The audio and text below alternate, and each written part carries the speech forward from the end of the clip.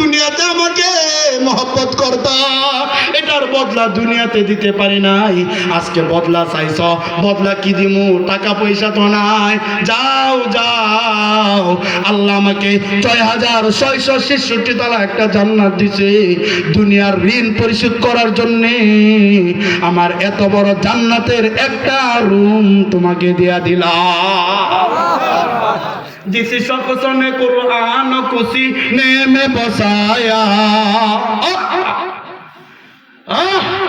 जिस शख्स ने कुरान को सीने में बसाया, फिरदौस मुअल्ला में मका अपना बनाया, जिस शख्स के औलाद हुए हाफिज कुरान। अल्लाहु আকবার বলে, যার একটা সন্তান হাফেজ হবে, কইতেছে जिस शख्स के औलाद हुए हाफिज कुरान, महशर में मिलेगा उसी एक ताज दुरख्शा, 10 आले जहन्नम की सुपारिश करेगा, 10 आले जहन्नम की सुपारिश करेगा,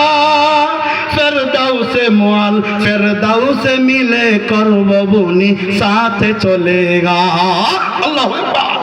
10 नेकिए हर हरफे पे पाता है मुसलमान, काबिल सदर इसको है हर हामिल कुरान। जुड़े बोलें अल्लाह अकबर। बोलें হাফেজ সাহেব, আলেম সাহেবকে মহব্বত করলে লাভ আছে না নাই? আরো জোরে বলা লাগবে, লাভ আছে না নাই? নবীকে মহব্বত করলে যেমন লাভ ছিল, এখন নবীর ওয়ারিস আলেম হাফেজদেরকে মহব্বত করলে তেমন লাভ। নবী আর আসবে না, এখন এই সৈন্যগুলো আছে, এই হীরার টুকরা আলেম ওলামা, তাদেরকে মহব্বত করেন, দিলে জায়গা দেন, সন্তান বানান, ভাই বানান, প্রয়োজনে প্রত্যেক দিন, প্রত্যেক সপ্তাহে একদিন হলেও হাফেজ সাহেব আলেম সাহেবের কাছে যান, মাথায় হাত বুলায়া দেন, একটু দোয়া নেন। কোনদিন আলেম ওলামাদের বিরোধিতা করবেন না, যদি করেন দুনিয়াও ধ্বংস, পরকালও ধ্বংস। ঠিক না বেঠিক বলেন? কারণ আলেম ওলামার সম্পর্ক দুনিয়ার সাধারণ মানুষের সাথে না, প্রত্যেকটা আলেমের সম্পর্ক ডাইরেক্ট আল্লাহর সাথে। এত আস্তে কইলেন আল্লাহু আকবার, এত আস্তে কইলেন, আপনারা খুশি হন নাই? এই যে আপনাদের আজ ইমাম সাহেব, ওনার সম্পর্ক দুনিয়ার এমপি মন্ত্রীর সাথে না, ওনার সম্পর্ক ডাইরেক্ট আল্লাহর সাথে। এই বলেন কার সাথে? আরো জোরে কার সাথে? আমার কথা না মিয়া, নবীর মুখের কথা। নবী বানায় কোনো কথা কয় না। 27 নম্বর পারা সূরাতুন নজম 4 নম্বর 5 নম্বর পৃষ্ঠা, এখানে আয়াত লেখছে, আল্লাহ বলে দিছে ওয়ামা ইয়ানতিকু আনিল হাওয়া, নবী কিছু কয় না, ইন হুয়া ইল্লা ওয়াহয়ুন ইউহা, আমি আল্লাহ যা কয় নবী তাই কয়। সুবহানাল্লাহ বলেন। এইজন্য নবীর মুখের কথা কার কথা? আল্লাহর কথা। নবী যে কয় ইন্না লিল্লাহি আহলিনা মিনান নাস, দুনিয়াতে আল্লাহর কিছু প্রতিনিধি আছে। এই কি করে কি আছে বলেন? প্রতিনিধি আছে। নবী কয় দুনিয়াতে আল্লাহর কিছু খাস লোক আছে। খাস লোক তারা কারা? নবী কয় আহলুল কোরআন, আহলুল্লাহ, যারা কোরআনওয়ালা তারাই আল্লাহওয়ালা, যারাই কোরআনওয়ালা তারাই আল্লাহর খাস লোক। আল্লাহু আকবার বলেন। এখন বলেন আল্লাহর খাস লোক যদি আপনার জন্য কোনো একটা দোয়া করে, আল্লাহ শুনবে কি শুনবে না?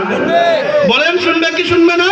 বিপদে পড়ছেন, সমস্যা আছে, ঝামেলা আছে, অভাব আছে, বউ লোকে কাজিয়া, সন্তানের কথা শুনে না, চাকরি দরকার, বিদেশ যাইব, যত ঝামেলা আছে, আলেম ওলামার সাথে মহব্বত রাখেন, মসজিদের ইমামের কাছে গিয়ে দোয়া চান, বিরোধিতা করবেন না, কোনদিন সমালোচনা করবেন না, জীবনটা দিয়া ভালোবাসেন। দেখবেন এই আলেম সাহেব যখন যায় নামাজে বসে আপনার জন্য আল্লাহর কাছে সুপারিশ করবে, আল্লাহর সাথে সাথে সুপারিশ মঞ্জুর করবে। ঠিক না বেঠিক বলেন? মৌলবী হারগিজ না গুফতে তা না গুফ, হুজুরকে নিয়ে আসেন। মৌলবী হারগিজ না গুফতা, মৌলবী হারগিজ না গুফতা তা না গুফতা, মৌলানা, মৌলানা হারগিজ না গুফতা তা না গুফতে মুস্তাফা, মুস্তাফা হারগিজ না গুফতা তা না গুফতা জিব্রাইল, জিব্রাইল হারগিজ না গুফতা তা না গুফতা রব্বুল জালিল। এই হুজুরের হুজুর আছে না নাই? আছে। এই জোরে বলেন, সময় শেষ। হুজুরের হুজুর আছে না নাই? আছে। তার হুজুর আছে না নাই? আছে। তার হুজুর আছে না নাই? তার হুজুর আছে না নাই? এভাবে যাইতে যাইতে মৌলবী হারগিজ না গুফতে তা না গুফতে মৌলানা, মৌলানা, তার হুজুর, তার হুজুর, তার হুজুর, তার হুজুর, মৌলানা হারগিজ না গুফতে তা না গুফতে মুস্তাফা, নবী পর্যন্ত গিয়া লাগে। নবী পাইলো কই? মুস্তাফা হারগিজ না গুফতে তা না গুফতে জিব্রাইল, নবী পাইছে জিব্রাইলের কাছে। জিব্রাইল পাইলো কই? জিব্রাইল হারগিজ না গুফতে তা না গুফতে রব্বুল জলিল। জিব্রাইল আনছে সরাসরি আল্লাহর কাছে। এই জন্য আলেমের সম্পর্ক আল্লাহর সাথে, আলেমের রশি আল্লাহর হাতে দেওয়া। আল্লাহু আকবার বলেন, নারে তাকবীর, আরো জোরে নারে তাকবীর। প্রধান অতিথির আগমন। মুহতারাম হাজিরিন, আমাদের প্রখ্যাত বক্তা ওয়াইজিন এবং প্রখ্যাত আলেমীদিন, আমি শুরুতেই হুজুরের কথা বলছি, আপনাদের মাঝে এসে উপস্থিত হয়েছেন। তারা হলো নায়েবে রাসূল, তারা হলো নায়েবে রাসূল। দিলে প্রাণে ভালোবাসবেন, মহব্বত করবেন, হুজুরের কথাগুলো শুনবেন। আমি আলেম হয়েও হুজুরের ভক্ত। আপনাদের কাছে অনুরোধ করি, হুজুর যতক্ষণ বয়ান করবে আপনারা হুজুরের কথাগুলো মন দিয়ে শুনবেন ইনশাআল্লাহ। আখেরি মোনাজাত করে যাবেন, হুজুরের চেহারাটা তাকায়া তাকায়া দেখবেন, নূরানি চেহারা, হুজুরের চেহারায় তাকায়া থাকবেন, আল্লাহ আপনাদের সগীরা গুনাহগুলো মাফ করে দিবে। বলেন সুবহানাল্লাহ। মুহতারাম হাজিরিন, আমি আবারও আপনাদের কাছে দোয়া চাই।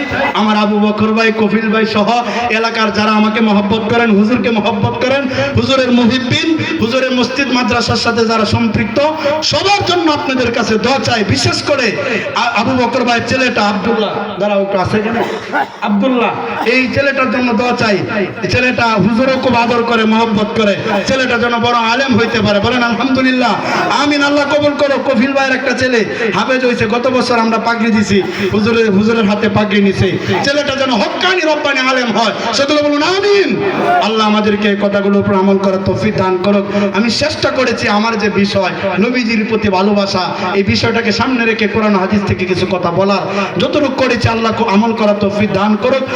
ভুল ভ্রান্তিগুলো আল্লাহ মাফ করে দেখ। আমরা সকলে বলি আমিন। ওয়া আখিরু দাওয়ানা আলহামদুলিল্লাহি রাব্বিল আলামিন। আসসালামু আলাইকুম ওয়া রাহমাতুল্লাহ। মারহাবা। আলহামদুলিল্লাহ। হযরত মাওলানা শামীম আল ফরাদি সাহেব, সম্মানিত হাজিরিন, এ পর্যায়ে আপনাদের সম্মুখে কোরআন ও হাদিসের আলোকে তাকরীর নিয়ে আসছেন প্রধান অতিথি আলহাজ